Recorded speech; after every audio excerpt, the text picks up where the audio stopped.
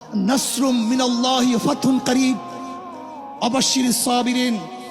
সেই দিন আসতেছে, আমি দেখতেছি, মনে হয় আমার চোখের সামনে আমি দেখতেছি ওই সংসদের মধ্যে কলেমার কথা হবে, কোরআন ও সুন্নাহর কথা হবে, লা ইলাহা ইল্লাল্লাহ উচ্চারিত হবে। গোটা বাংলাদেশের মানুষ শান্তিতে বসবাস করতে পারবে, জুলুম থাকবে না, অত্যাচার থাকবে না, অবিচার থাকবে না। প্রত্যেকটা মানুষের প্রাপ্তি তাদের ঘরে ঘরে পৌঁছানো হবে। আজকে আমার মা বোনেরা মনে করছে ইসলাম ক্ষমতা আসলে আমাদের অবস্থাটা কি হবে। ইসলাম ক্ষমতা আসলে প্রত্যেকটা মা বোনের ন্যায্য অধিকারকে প্রতিষ্ঠিত করা হবে। ইসলাম ক্ষমতা আসলে আগামী 5-10 বছরের মধ্যে সমস্ত গরিবরা দরিদ্র সীমার উপরে চলে যাবে।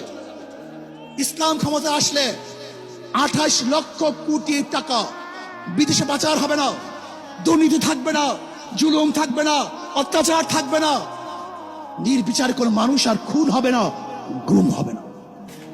ইসলাম ক্ষমতা আসলে শ্রমিকদেরকে তাদের অধিকার আদায়ের জন্য রাস্তায় নামার কোনো প্রয়োজন হবে না।